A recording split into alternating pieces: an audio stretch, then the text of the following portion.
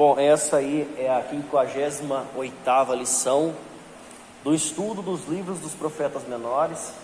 Hoje nós iniciamos a carta de Naum, profeta menor Naum. Na aula passada nós demos a introdução desse estudo, deste livro, né? Foi uma introdução curtinha, falando o que nós sabemos sobre a data, né? Que foi escrito ali por volta de 663 até 612 a.C. E nós não sabemos nada sobre o profeta. A única coisa que nós sabemos que fala na Bíblia dele é que ele era de Elcoá, né? Elcos. Ele era de Elcos, ele era ecotista, né? Eucosita, aliás. E que isso aí nada mais é do que um nome antigo para a terra de Cafarnaum. Então, Cafarnaum, né, que eu mostrei algumas fotos lá, era o local onde ele habitava. E ele fez a profecia a respeito de Nínive, que é a capital assíria. Então hoje nós vamos ver o primeiro capítulo até o versículo 14. Depois aí do versículo 15 em diante já muda o assunto. Então nós vamos ver a primeira parte do estudo nosso. Não é uma lição longa também. E vamos lá. Na aula passada nós vimos o tema e o autor, que é o capítulo 1, versículo 1. E hoje nós vamos ver o capítulo 1 do versículo 2 até o 14. Pode passar? A majestade de Deus, que está lá na 1, do 2 até o 8, nós vamos fazer essa primeira leitura, certo? Nós vamos ler até o versículo 8, e o assunto é os atributos de Deus. Todo mundo achou na 1 aí? Beleza? Na 1, livro pequenininho, aí tem só 3 capítulos, né? E vamos lá. Eu vou ler o primeiro versículo, depois os irmãos continuam aí a leitura. Naum, capítulo 1, versículo 2, diz assim: O Senhor é Deus zeloso e vingador. O Senhor é vingador e cheio de ira. O Senhor toma vingança contra os seus adversários e reserva indignação para com seus inimigos. Ok. Então, pode passar aí. Versículo 2 até o 8 fala dos atributos de Deus. Então no versículo 1 ele fala que Deus é onisciente. Olha lá no versículo 1, versículo 2, aliás. O Senhor é zeloso e vingador. O Senhor vingador cheio de ira, toma vingança contra os seus adversários e reserva indignação para os seus inimigos. Então ele é onisciente, ele sabe todas as coisas, ele sabe quem são os inimigos dele, ele sabe com quem ele tem que julgar e quem ele vai absolver. O versículo 3, na parte A, ele diz ser longânimo. Longânimo, olha só, versículo 3. O Senhor é tardio em irar-se. Então, tardio em irar-se. O que é longânimo? Longânimo é aquilo que se estende, né? É longo, tem um prazo longo. Ou seja, a ira de Deus, ela demora para chegar até Deus, vamos dizer assim, certo? Ele tem muita paciência, ele tem muita misericórdia do homem. Então ele estende essa misericórdia para não ter que julgar as pessoas a todo momento, né? Porque mesmo nessa época que antes de Jesus chegar, que ele fazia as coisas, ele aplicava a lei dele, ele fazia os julgamentos dele, que é uma época diferente da época que nós vivemos hoje. Mesmo assim, nessa época ainda ele era longânimo, porque ele não julgava a todo momento. Ele aguardava para ver a posição do homem, né? Se o homem ia mudar, ele avisava, ele trazia os profetas. Ele fazia tudo isso para depois trazer uma condenação, um julgamento, um cativeiro, qualquer coisa que fosse do tipo. Mesmo que não tenha sido para o povo dele, que no caso aqui nós não estamos tratando do povo de Israel, nós estamos tratando dos ninivitas, né? O povo que Jonas pregou há 100 anos atrás, converteu e agora estava fazendo de novo as mesmas atrocidades. Então Deus é longânimo. Então essa é uma outra qualidade. A parte B fala que ele é onipotente. A parte B, até o versículo 6, né? Você vê que é a mesma coisa. Na época da Nabucodonosor, Deus repreendeu ele severamente, né? E ele mudou. Ele falou que a partir de agora, todo homem é lei, todo homem tema o Deus de Sadraque, Mesaque e Abednego. Acabou o governo dele na Nabucodonosor, entrou o Belsazar, né? O Belsazar fez coisa pior do que o Nabucodonosor estava fazendo. É a mesma coisa do Nínive. Na época do Nínive, o rei estava lá, o na época de Jonas, ele arrependeu o país inteiro. Né? Mudou o povo, né? Só que depois morre aquele governo, e aí foi 200 anos depois, né? 100. 100 anos depois de Jonas. Morreu aquele governo e entrou outro, e ele esquece tudo aquilo que aconteceu no passado. É verdade. Israel saiu do Egito, porque ele terminou o sofrimento lá. Agora, acho que no máximo um ano no deserto, já estava fazendo coisa errada, porque tinha esquecido de algo que Deus tinha feito. Já tinha esquecido do livramento, já tinha esquecido que o Egito era muito ruim. Às vezes não vai nem isso, às vezes um mês, 2 meses já esqueceu. Às vezes no outro dia já esqueceu. Já. Já está fazendo coisa errada. Se Deus não tiver misericórdia, ele destrui a terra. Então, é por isso que hoje nós vemos uma época diferente daquela, né? A época da graça. A graça, Deus não vai julgar ninguém agora. As coisas, por exemplo, as pessoas falam assim, Deus pesou a mão sobre mim. Não é Deus pesando a mão, é consequência daquilo que você está fazendo. Porque se Deus fosse de fato pesar a mão sobre os pecados do homem, hoje não sobraria nenhum crente na face da terra. Eu estou falando de igreja. Não sobraria um crente na face da terra, porque todo mundo comete atrocidade todo dia. Principalmente o povo de Deus, né? Que é o povo mais avisado que tem. Mentira, né? Fala que não pode fazer uma coisa para servir a Deus. Fala que não vou na igreja porque estou cansado. Não vou na igreja porque eu vi que meu filho já trabalha. Não vou na igreja porque eu... A pessoa inventa todo tipo de coisa para não servir a Deus. Para não servir a Deus. E aí depois, se Deus for olhar para isso... Então, é o que eu falo. Se fosse igual nessa época aqui, que Deus pesava de fato a mão sobre os homens, a igreja hoje não estaria de pé. Então é uma época de graça, né? Época de maior misericórdia do que houve naquela época. Só que tem um julgamento no final. É o que está reservado para o final. Então, o que acontecia nessa época aqui, ainda Deus era longânimo, né? Mas hoje nós vemos uma época diferente. Deus, ali do 3b até o 6, versículo 6, ele fala que Deus é onipotente. Onipotente que tem todo o poder, né? Então você pode ver lá que ele fala, ele repreende o mar, faz secar, minga todos os rios, desfalece Bazã, o Carmelo, que são montes, né, altos, e a flor do Líbano se murcha. Ele fala tudo, os montes tremem. É o poder de Deus acima da natureza. Por que a gente fala o poder de Deus acima da natureza? Porque a natureza, ela é muito poderosa, né? O tempo nosso, o meio onde a gente vive é uma bomba relógio. A qualquer momento, se o mar se revolta, não tem quem segura aquilo lá, né? O homem não segura um tsunami, né? O homem não segura um terremoto. O homem, por mais que ele consiga prever muita coisa, mesmo que ele consiga prever, ainda assim o que vai acontecer é inevitável, né? Vai acontecer um terremoto amanhã a tal hora. Ele consegue prever pelo movimento lá das placas tectônicas. Ele pode até evacuar a cidade inteira, mas vai ser tudo destruído. Ele não vai impedir que aquilo aconteça, né? E aí vai, é o que eu estou falando, tempestade, as coisas vêm do nada, as coisas são imprevisíveis, né?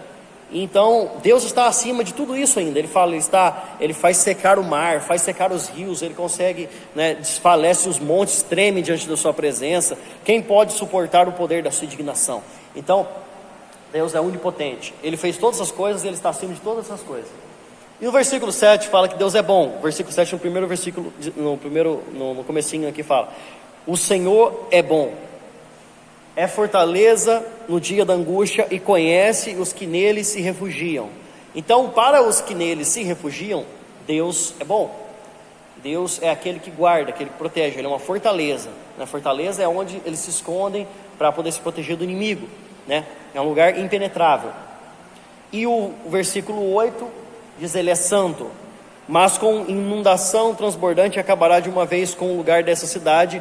Com trevas perseguirá o Senhor os seus inimigos, porque Deus não suporta as trevas, ele não suporta o pecado. Então por isso que ele ia executar esse juízo. Pode passar? Eu tenho alguns versículos aí para os irmãos abrirem. Acho que todo mundo leu, né? Deu certinho aí. Então cada um vai abrindo um aí, ó. Começa aqui na fileira da frente, Deuteronômio 32, 35 e o 41 do 32. Nome 32, 41.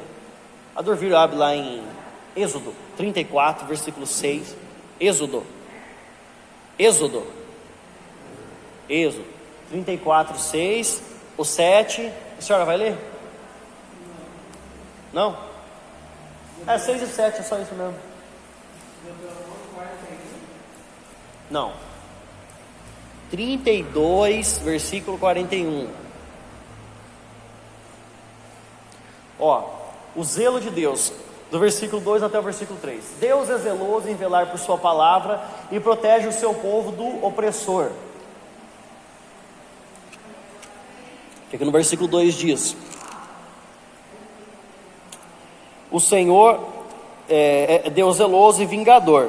O Senhor é vingador cheio de ira. O Senhor toma vingança contra os seus adversários e reserva a indignação para os seus inimigos. O Senhor é tardio em irar-se, mais grande em poder e jamais inocente ou culpado. O Senhor tem o seu caminho na tormenta, na tempestade, nas nuvens que são o pó dos seus pés. Pode ler Deuteronômio aí?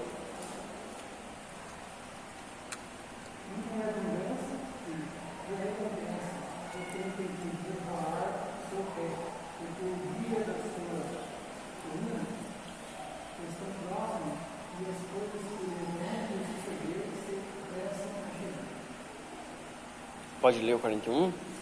Se eu afiar a minha espada reluzente e travar do juízo a minha mão, farei tornar a vingança sobre o meu adversário. Recompensarei aos meus aborrecedores. Então, ali o que ele está falando? Que Deus, ele não permite que o inimigo oprima o seu povo. Ele cuida do povo dele, né? Por mais que o povo de Deus seja um povo que sempre foi rebelde, né, e ainda é um povo rebelde, um povo que nega a Deus a todo momento, né, cometendo seus pecados, desviando do seu caminho, ele é cuidadoso com o seu povo. Então, quando o inimigo vinha contra o seu povo, a não ser que Deus quisesse de fato castigar o povo, que fosse ordem de Deus, ele sempre cuidava, ele sempre protegia, não permitia que os homens levassem vitória sobre Israel. É tardio em irar-se devido à sua misericórdia, mas executa o juízo em tempo determinado sem falta. Êxodo 34, 6. Pode ler.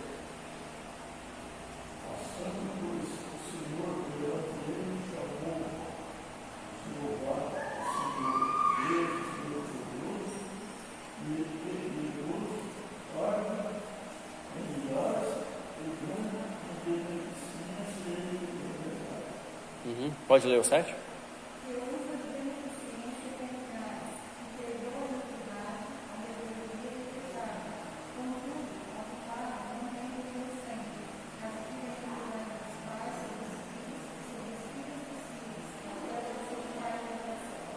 Deus usa de misericórdia, ele perdoa o pecado, ele fala, né? Ele perdoa a rebeldia, mas o culpado ele não tem por inocente. Então ele executa sim o juízo, mas ele também perdoa o pecado, né? Uma coisa é perdoar o pecado. Eu sempre falo, por que a pessoa tem que pedir perdão e não desculpa? Qual que é a diferença de perdão e desculpa? Quando você está pedindo perdão, você está reconhecendo o seu pecado, você está reconhecendo o erro que você cometeu contra o outro, e você quer que a pessoa tenha misericórdia da sua vida e te absolva. Agora, quando você pede desculpa, o que é pedir desculpa? É desculpar-se, eu não tenho a culpa. Então você está falando, olha, essa culpa não é minha, me desculpe, tira essa culpa de mim, desculpe, tira a culpa de mim. Então você não está reconhecendo a sua culpa, você não está reconhecendo o seu pecado. E é onde que Deus, ele perdoa, mas você contém o pecado. Você pede perdão a Deus porque você tem um pecado. Então você quer ser perdoado, né, por Deus. Então Deus perdoa, mas ainda assim ele executa o juízo sim sobre o culpado. Isso, absolução, né? Reconhecer o pecado, mas ser absolvido. Agora desculpa é o contrário, é dizer que você não tem aquele pecado. É dizer assim, olha, eu não fiz isso, eu não tenho essa culpa, então me desculpe, tira essa culpa de mim. Pode passar. Ó, nós temos outros textos aí. Aí pode abrir aí, irmão Toninho, ó. Amós 4:1, Amós 1:2 e Ezequiel 31:16. Ó, versículo 4 até o 6, onde fala da onipotência de Deus ali. Do 4 até o 5. Nada lhe faz frente. Tudo foi ele quem criou. E está acima de tudo. Os lugares aqui eram reconhecidos. Então aqui ele fala de Bazã, né? Olha lá o versículo 4. Os rios desfalecem Bazã e o Carmelo, e a flor do Líbano se murcha. Então ele fala desses 3 lugares aqui: Bazã, Carmelo e Líbano. Bazã era conhecido pelos seus pastos verdejantes. 4:1, pode ler?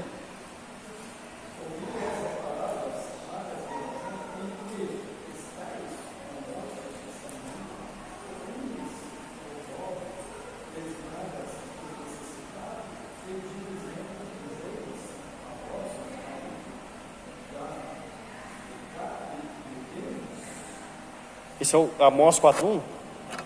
É. Agora, pode ler.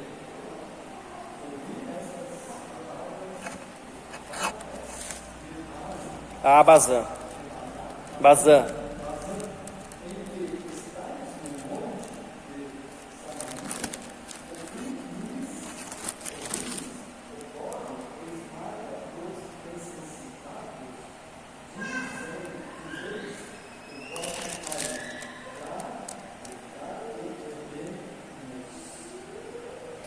Sim, ele fala: ouvi essas palavras, vacas de Bazã. Vacas de Bazã. Não é vacas literalmente aqui.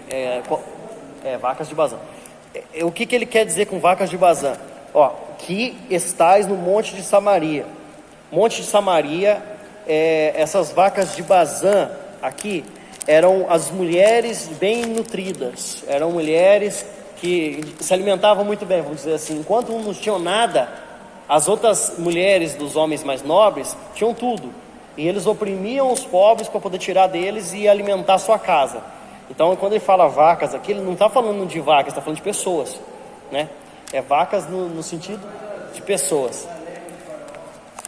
Uma comparação que na época era até comum fazer, né? Para nós não é comum. Então, as mulheres bem nutridas de Samaria. Bazã era famosa por seu gado gordo. Então, por isso que ele fala vacas de Bazã, porque ela tinha pastos muito bons e os animais que eles tinham lá se alimentavam muito bem. Só que aqui ele não está falando de vacas literalmente, ele está falando das pessoas, das mulheres, dos nobres que oprimiam o povo de Deus. Mas isso aqui era dentro do povo de Deus mesmo, em Samaria, em Israel. Carmelo, pode ler aí Amós 1:2.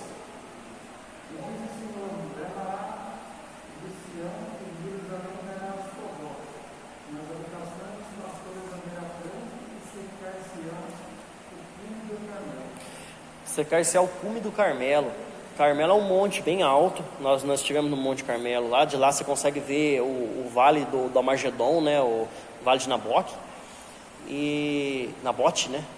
E é um lugar assim que aconteceu muitas coisas históricas lá, né? Teve onde Elias fez aquele sacrifício, né? Contra os profetas de Baal, foi lá no Monte Carmelo, onde ele também executou todos eles. Então é um lugar bem conhecido. E lá, para quem conhece plantação de uva, qual que é a terra que precisa para plantação de uva, né? Precisa ser um lugar que chove pouco, montanhoso, porque uva não dá no chão reto, é montanhoso, tem que ser, né, todo torto o lugar. E lá era um lugar tinha um plantio muito forte de uva, né? Era muito conhecido pelas vinhas. Então, aqui ele fala que secar-se-á, que desfalecem Bazã e o Carmelo. Então, os lugares que eram bonitos, né, pastos verdejantes, outras plantações de uvas, que eram muito ricos, agora Deus acaba com eles, ou seja, nem isso permanece diante de Deus. Versículo Ezequiel 31:16, pode ler. Ao som da sua queda faz tremer as nações.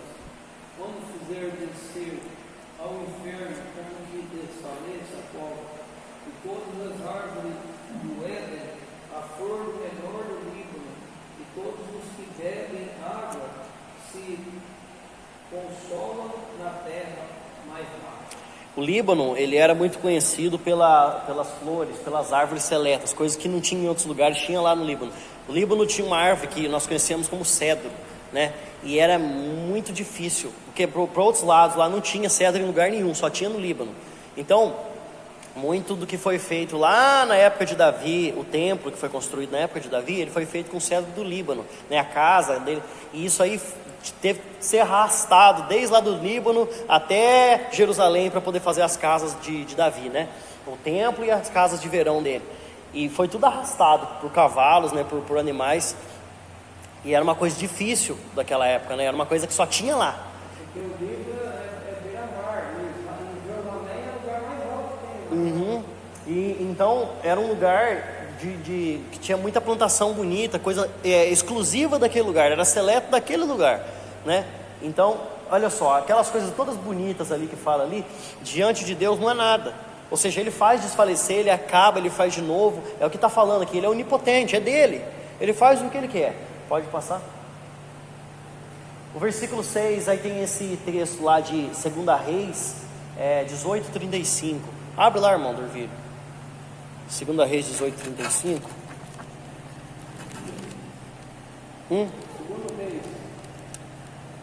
Depois de Samuel tem Reis, é o segunda carta.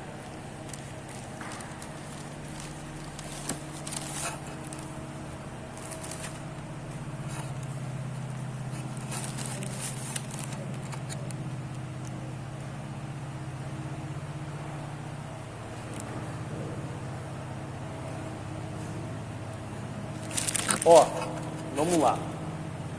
Versículo 6 de Naum diz assim: quem pode suportar a sua indignação? E quem subsistirá diante do furor da sua ira? Sua cólera se derrama como fogo e as rochas são por ele demolidas. Então, teve um homem chamado Senaqueribe. Ele foi um comandante assírio muito famoso, né? E esse homem, ele desafiou diante de Ezequias, que era rei de Israel, o poder de Deus. Então, se você ler ali o capítulo 18, né? Deixa eu ver desde onde aqui que vai falar. Lá desde do capítulo 18, primeiro versículo aqui, em diante, né? Vai falar desse homem Senaqueribe. E ele desafiou o rei Ezequias, o poder de Deus. Ele falou muita atrocidade ali, ele falou muita besteira diante de Deus. Olha só no versículo 35 do capítulo 18, 2 Reis, o que ele fala. Pode ler, irmão.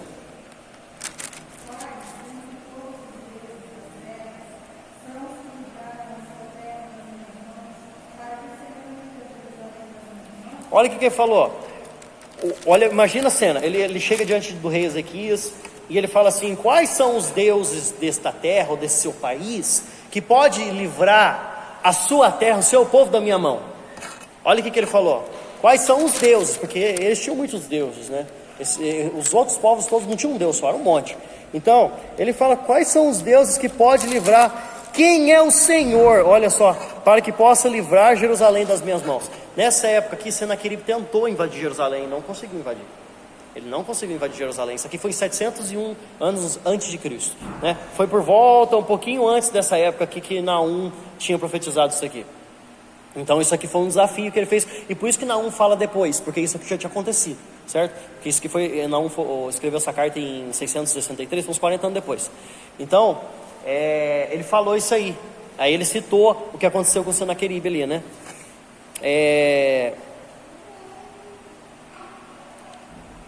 Pode passar. Aí tem mais esse texto aí, ó. Isaías 28, 2 e o 18. Isaías 28, versículo 2 e versículo 18. Ó, enquanto vocês acham aí, quem achar vai poder ler. Lê um, depois o outro irmão lê outro. Eu vou ler aqui. O refúgio de seu povo. Para que os que se refugiam em Deus, Ele é fortaleza e julga com furor os que desafiam e os oprimem. A Assíria e a sua capital, para quem eram dirigidas essas palavras, seriam destruídas. Isaías 28, versículo 2. Quem achou pode ler. Alguém achou? Eis que o Senhor mandará um homem valente, poderoso, como uma queda de Saraiva, uma tormenta de destruição, como uma tempestade de impetuosa água, que transbordará violentamente e derribará a força. E versículo 18. Primeiro capítulo, versículo 18. Isaías 28, 18.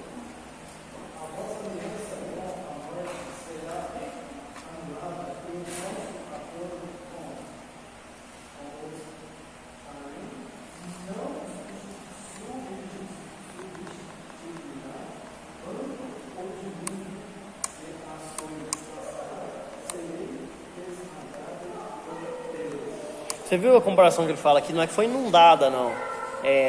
Inundação de açoites, inundo de açoites. É o poder, né? É comparação com o poder da água, porque a água é uma coisa que não dá para segurar, né? Você viu, né, o que aconteceu o ano passado, né? Como é que chama as terras aqui em Minas que foram inundadas pela represa? Brumadinho, tem outra cidade também. Mariana, né? Você viu?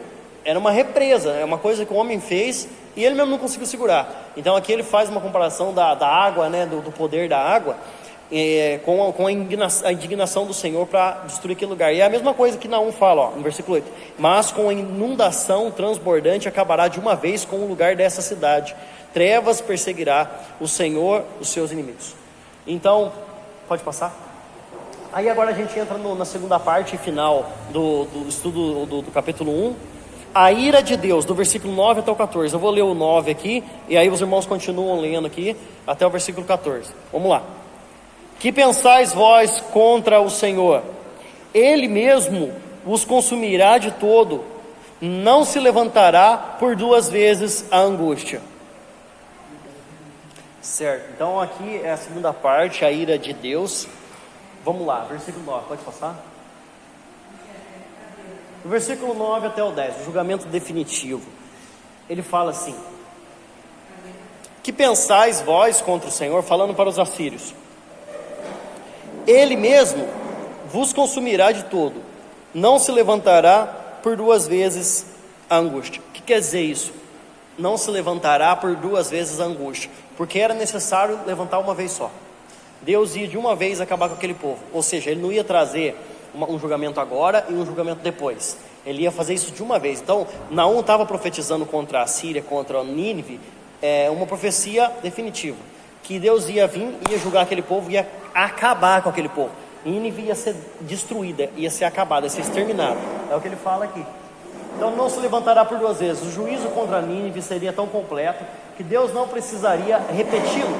Foram completamente destruídos como uma palha seca. Então no versículo 10 ele fala: porque ainda eles que se entrelaçam como os espinhos, e que se saturam com vinho, e se saturam de vinho como bêbados, serão inteiramente consumidos como palha seca. Então esse povo aqui que ele retrata ia ser destruído assim como você atear fogo numa palha seca, né? Você jogou fogo ali, segundos, está tudo consumido, né?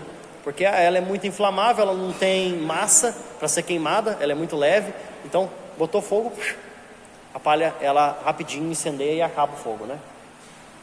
Pode passar? Ó, para quem tiver interesse em conhecer essa história, 2 Reis 19, lê o capítulo 19. Você vai saber sobre a história do Senaqueribe, que eu tinha falado agora há pouco, comandante, né? Então, o rei Assírio. Esse versículo se refere a Senaqueribe. Esses versículos, esse capítulo, na verdade, né? É o versículo aqui de Naum, né? Ele diz: de ti, Nínive, saiu um que maquina o mal contra o Senhor, um conselheiro vil.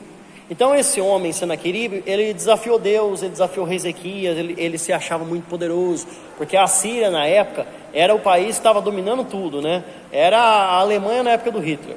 Então eles eram poderosos, eles eram especialistas em guerra. Ele foi um comandante muito reconhecido naquela época, e ele se achava muito poderoso. Então ele achou que ele podia desafiar Deus, ele achou que ele podia vencer. E ele fala aqui: de ti, Nínive, saiu um que maquina o mal contra o Senhor, um conselheiro vil.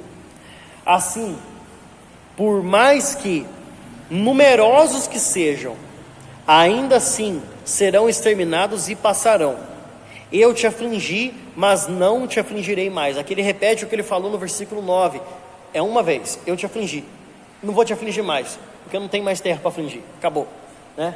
Então, por mais bem preparados que fossem, no versículo 12, com plenas forças, ainda assim nada disso impediria o agir de Deus. Pode passar, versículo 13. Aí algum irmão abre aí em 2 Reis 19, 37.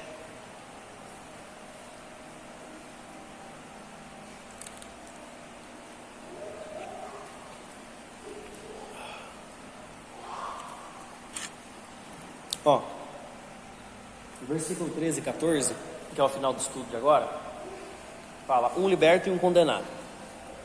Versículo 13 diz assim: mas de sobre ti, Judá, quebrarei o jugo deles e romperei os teus laços. Judá tinha sido levado cativo nessa época aqui, né?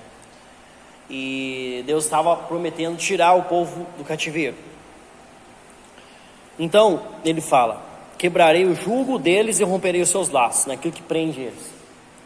Porém, contra ti, a Síria, o Senhor deu ordem para que não haja posteridade que leve o teu nome.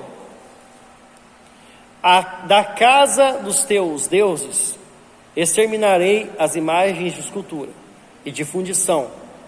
Farei o teu sepulcro, porque és vil. Isso aqui foi uma coisa muito interessante que aconteceu. Capítulo 19, versículo 37. Quem achou pode ler.